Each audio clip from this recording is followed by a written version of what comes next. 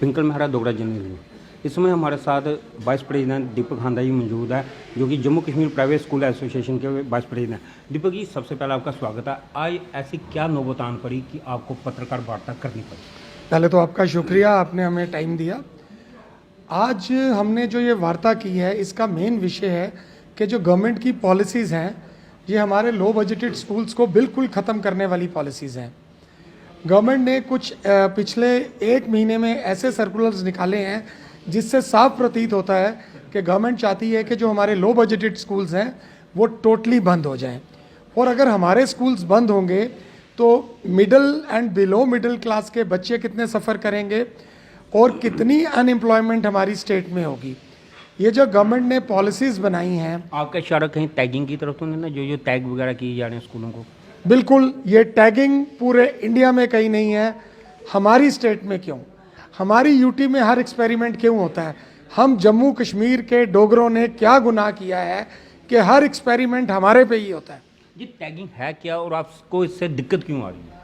Tagging है कि जो स्कूल्स की लैंड अमान्य है या जिन स्कूल्स की रिकग्निशन या एफिलिएशन नहीं है, उनके जो बच्चे हैं 10th 11th 12th के, उनको बाई फोर्स उनके क्लोज बाई गवर्नमेंट स्कूल में एडमिट करना पड़ेगा।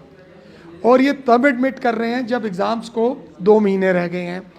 10 महीने से बच्चा पढ़ रहा है ए स्कूल में, लास्ट के 2 महीने में आप उसको बोलोगे कि बी में चला जाए, तो बच्चों की मानसिक हालत आप सोच सकते हैं।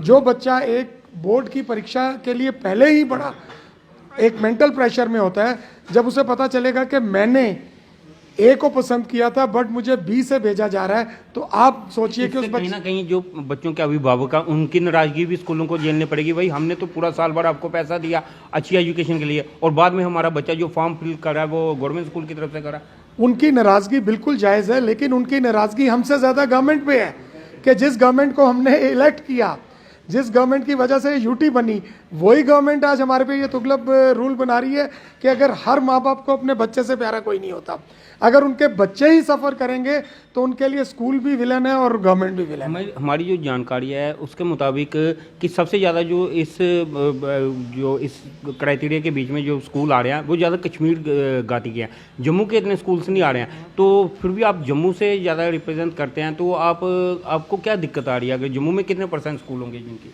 सर, हमारी जो एसोसिएशन है, आपने इसका नाम पढ़ा होगा, Jammu Kashmir private school association. हमने कभी जम्मू कश्मीर और लद्दाख को अलग नहीं समझा। ये एक गुलदस्ता है जिसमें जम्मू भी है, लद्दाख भी है और कश्मीर भी है। अगर कश्मीर में कोई लॉ होगा, वही लॉ कल जम्मू में इम्प्लीमेंट होगा।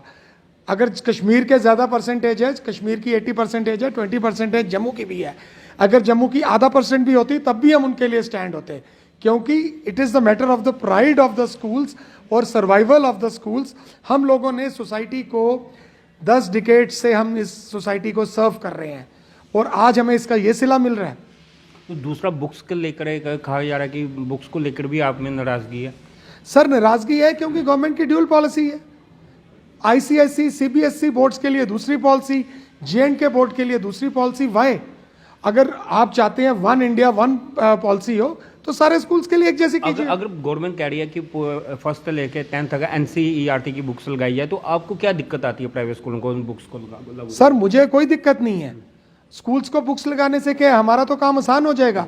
एनसीईआरटी से पढ़ाने से हमारे टीचर्स का काम आसान हो जाएगा, हमारे प्रैक्टिकलिटी बड़ी कम हो जाएगी। प्रॉब्लम आएगी बच्चों को। आप एक बच्चे को प्राइवेट स्कूल में क्यों डालते हैं कि उसको कुछ 60% फालतू मिले? अगर हम वही उनको करिकुलम देंगे तो बच्चा क्या सीखेगा?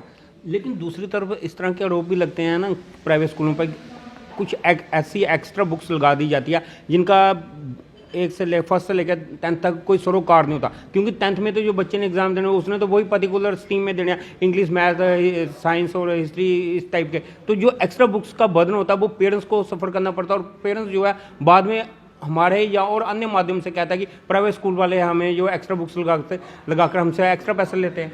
सर, ऐसा है कि जिन स्कूल्स को हम रिप्रेजेंट करते हैं, 3000 से ज़्यादा स्कूल्स हैं जेएंडके बोर्ड बेस्ड, हमारा कोई भी स्कूल पेरेंट्स को बुक्स के लिए इम्पोज नहीं करता। आप 10th क्लास की बात कर रहे हैं, 10th क्लास में हम सिर्फ उनको इंग्लिश ग्रामर और हिंदी ग्रामर लगा के देते हैं, वो भी वो इंग्लिश ग्रामर हिंदी ग्रामर जिसका सारा बोर्ड का करिकुलम हो। उसके अलावा हमारी 6 से लेकर 10 तक टोटली JNK बोर्ड की बुक्स हैं, because we are with the government, हम गवर्नमेंट के अगेंस्ट नहीं है, but government should also consider हम क्या कर रहे हैं। हम लोगों ने भी अपना जीवन दे दिया है। हमें मेरे स्कूल को चलते हुए 50 साल हो गए हैं, हमने 50 साल इस सोसाइटी को दे दिए हैं। हमने गवर्नमेंट से इंटर्न क्या मांगा है?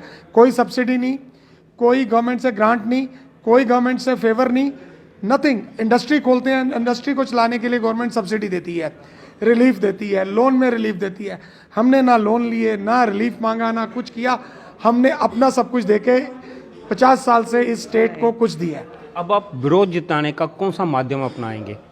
सर, हम पढ़े लिखे लोग हैं, हमारा माध्यम पीसफुल माध्यम होगा और हमारा एक पीसफुल प्रोटेस्ट बुधवार को 11 बजे JNK बोर्ड के बाहर होगा।